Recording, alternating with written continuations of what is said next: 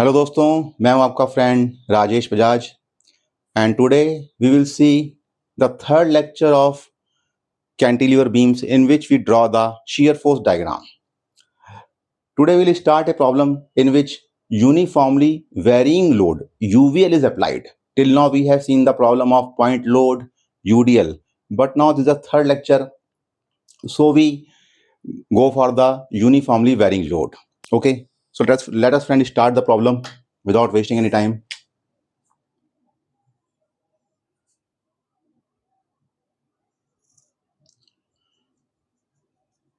Friends, this is a cantilever beam of total span of 6 meter, and we have taken a uniformly varying load whose intensity is 4 Newton per meter here and 0 at the end. That means it is uniformly varying from free end to the fixed end. So this type of loading is known as uniformly varying load. So friend, the method is same.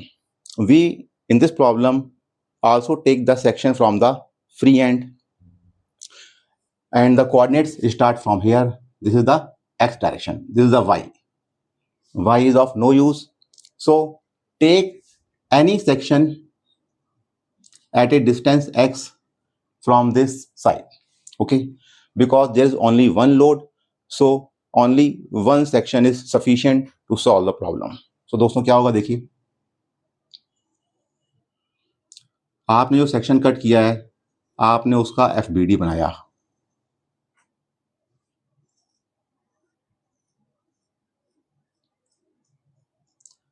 Friend, we know that the intensity of this UVL at the fixed end is 4 Newton per meter.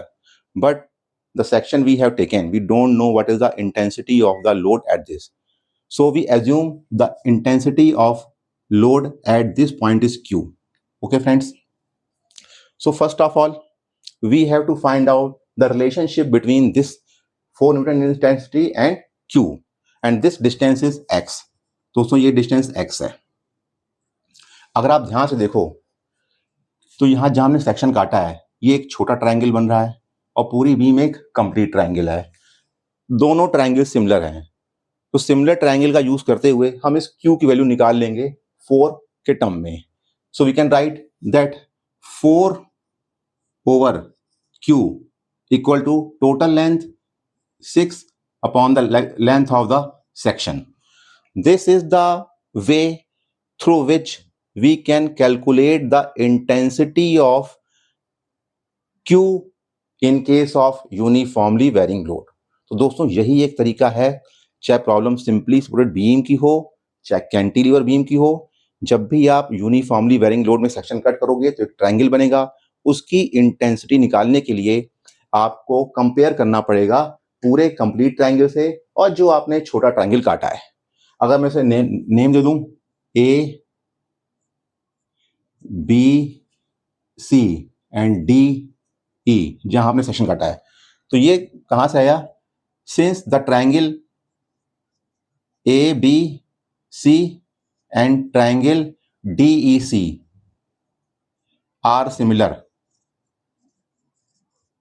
सो वहां से relation आ गई 4 upon Q, because यहां पे intensity Q आपने मानी हुई है, section काटा हुआ है.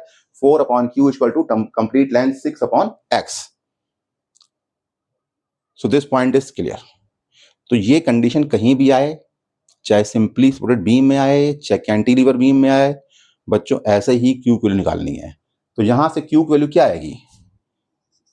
Q equal to 4x upon 6. That means Q equal to 2/3x.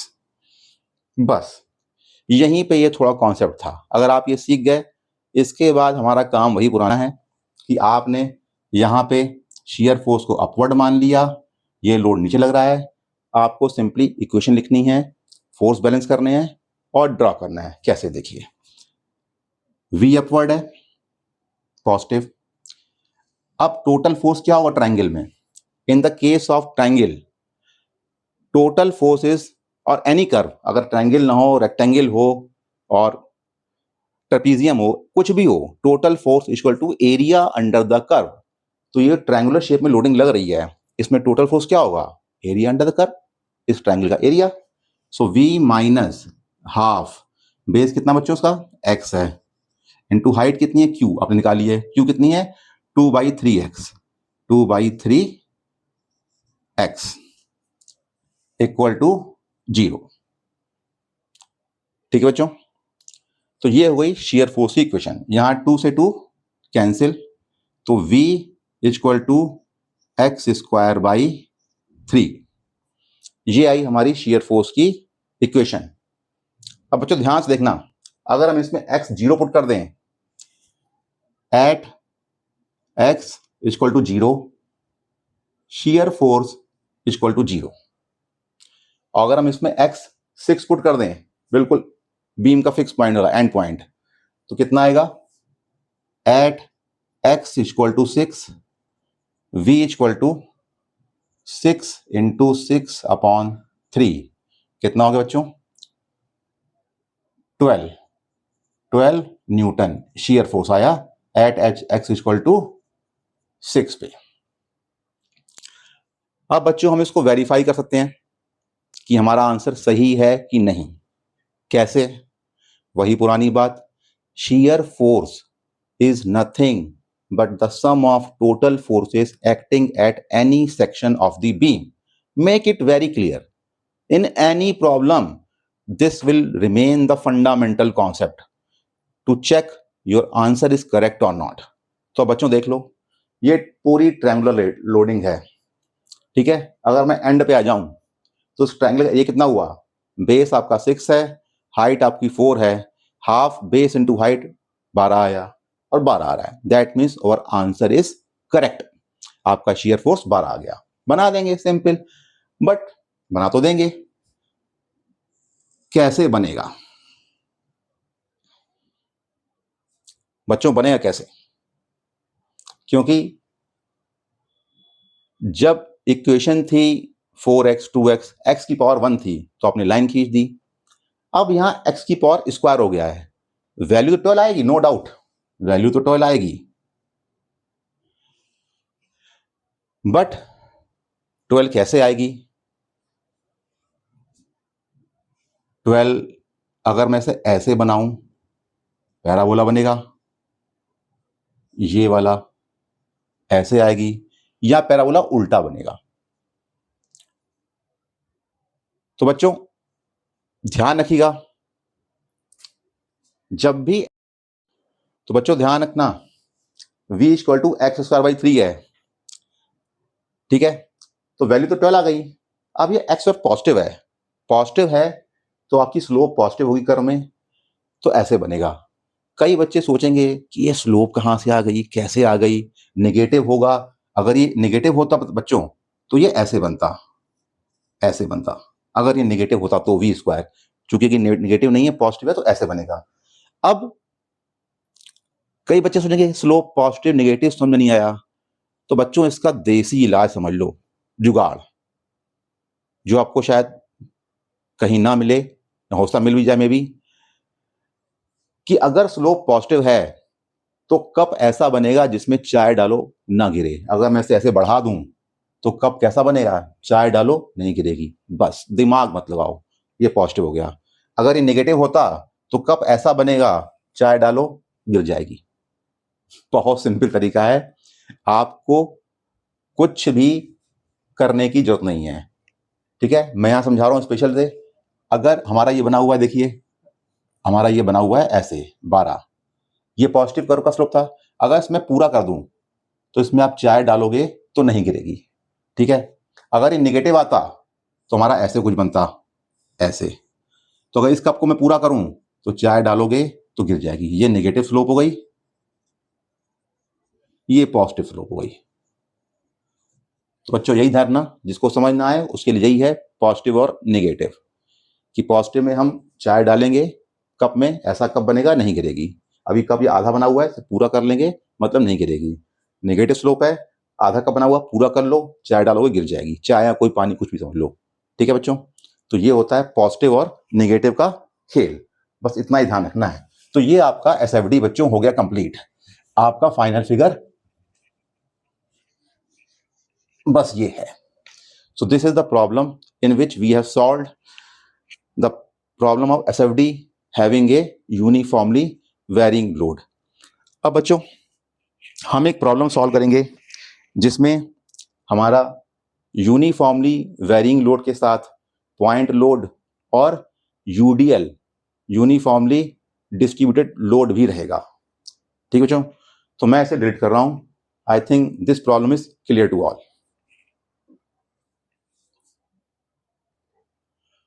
सो दोस्तों ये है नेक्स्ट प्रॉब्लम जिसमें आपके यूडीएल, पॉइंट लोड और यूनिफॉर्मली वेरिंग तीनों लोड लगा दिए हैं। अब शियर फोर्स में इससे अच्छी प्रॉब्लम बनना बहुत मुश्किल है कैंटिलीवर बीम के लिए। तो दोस्तों अगर हम इसको वर्बली करना चाहें, मैं आपको आज सिखाता हूं तो कैसे करेंगे। आपको कुछ नहीं करना है, जहां जहां सेक्शन काटोगे वहां वहां शियर फोर्स काउंट करना है। देखिए ये ट्रायंगल है, अगर हम इसके जस्ट 3 मीटर पे काटते हैं एंड पे बिल्कुल, तो क्या होगा shear force? Half base into height 6, यानी यहाँ पे वैल्यू शियर फोर्स 6 हो जाएगी। और ये 6 यहां तक कांस्टेंट रहेगी, कब तक? अप टू 4.999 तक कांस्टेंट रहेगी। ठीक, जैसे ही आप 5 पे आएंगे तो ये 2 और जुड़ जाएगा, शियर फोर्स वैल्यू 8 हो जाएगी, इट विल मीन 8। फिर ये 8 कांस्टेंट रहेगी कहां तक? 3, 2, 5 और 6, यानी 5.99 तक 8 कांस्टेंट रहेगी। ठीक, इसके बाद आ जाओ, यूडीएल लग रहा है, जोड़ दो, 8 और 6 14, 14, 3 इंटू 2 6, और पहले 8 आया था 14, तो इसके बाद 14 कांस्टेंट रहेगी। तो ये तो हो गया वर्बली सॉल्व करना। Shear force is nothing but the sum of all the forces acting on the beam. बेटा आप ये प्रैक्टिस कर लो, इससे टफ कुछ बनता नहीं है। ठीक है, तो if you are comfortable to find the total load at any section, आपने इसका निकाला, 6 आया, यहाँ पे 8 आ गया, 8 के बाद कांस्टेंट, 8 से 14 आ गया, 14 फिर constant, that's all simple. Now we solve this problem with our sign convention. ठीक है, आप भी देख लो, enjoy the solution. So first we will take a section between X, coordinate वही हमारे X this side, we take a section between X 0 and 3, X greater than 0 and less than equal to 3। पहला section लेंगे बच्चों। ठीक है, section बन गया हमारा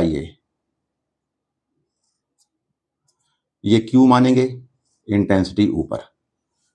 ये हम अभी कर चुके हैं पहले कि जब भी यूनिफॉर्मली वेरिंग लोड होगा तो सेक्शन बीच में काटेंगे, इंटेंसिटी क्यू मान लेंगे। कहीं सेक्शन यहाँ काटा हुआ है आपने, ये एक्स है यहाँ पे सेक्शन पूरा, यहाँ पे क्यू है, तो with the help of similar triangle क्या हो जाएगा? 4 upon Q equal to total length 3 upon x. ठीक है बच्चों, ठीक है, 4 upon Q equal to 3 upon x. तो इससे हमारा क्यू आ जाएगा, Q equal to 4x by 3, यानी Q equal to 4x by 3। अब क्या करना है, इसमें इक्वेशन लिखेंगे शियर फोर्स की। क्या आएगी बच्चों? V अपवर्ड है एज पर साइन कन्वेंशन, V। अब इस सेक्शन में जो फोर्स लग रहा है यूनिफॉर्मली वेरिंग लोड, इसकी वैल्यू क्या हो जाएगी? Half base into height, base आपका x है और हाइट q है, ठीक है, equal to 0। So v minus half, q की वैल्यू है into 4x by 3 into x equal to 0। देखो बच्चों सब ठीक है, इट इज ओके। तो v आपका आ जाएगा, v इक्वल टू 2 से 2 cancel, 2x square by 3, 2x square by 3। अब बच्चों यहां चेक कर लो, आपने एट x इक्वल टू 0, आपका v 0 आने आना है, देख लो आ रहा है, सही जा रहे हो। आप x इक्वल टू 3 पहुंचे, एट x इक्वल टू 3 कितना है बच्चों?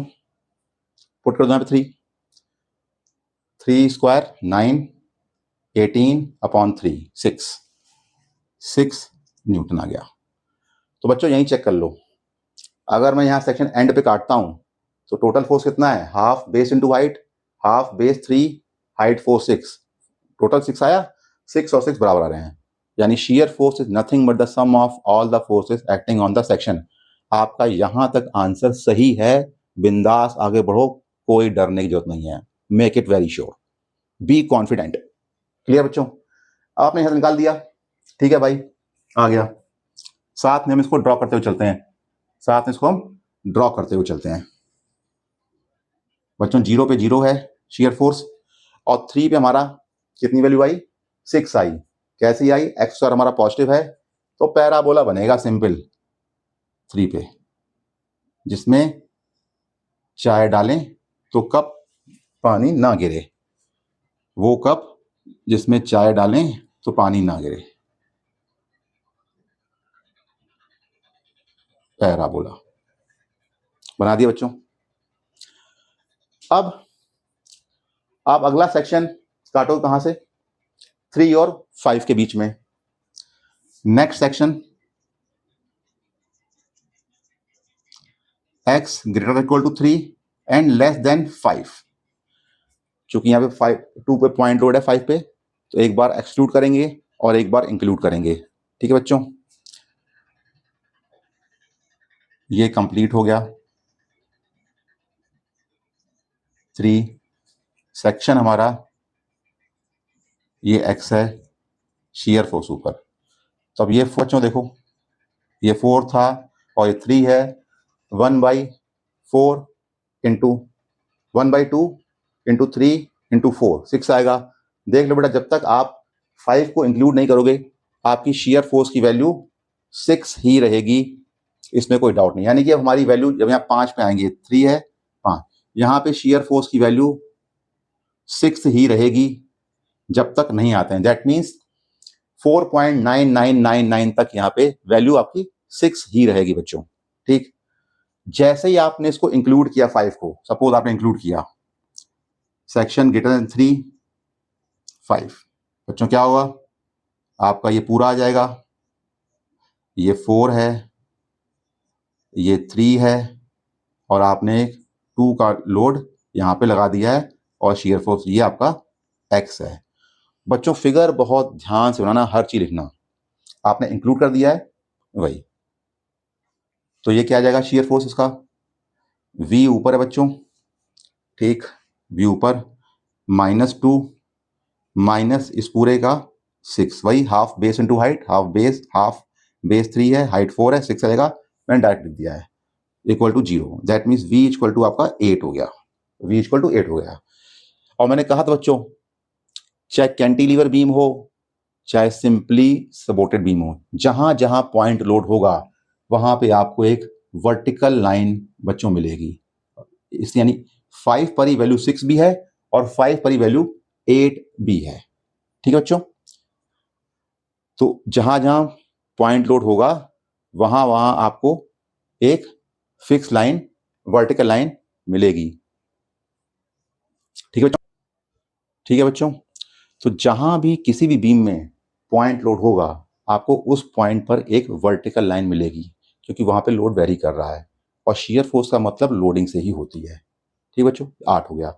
अब इसके बाद 5 के बाद देखिए 1 मीटर तक कोई भी लोड नहीं है, तो आपका shear फोर्स 8 ही रहेगा अप टू 6 तक, 1 तक। अब सॉल्व करने की नीड नहीं है, अगर करना भी हो तो एक सेक्शन और काट दूँ, चलिए देख लीजिए एक बार, मेरे ख्याल से कोई दिक्कत तो नहीं आनी चाहिए।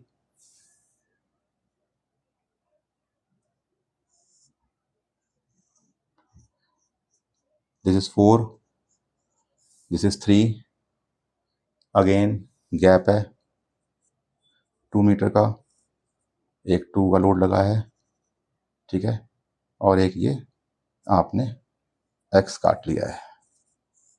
अब x क्या है, x is your greater than और इक्वल टू 5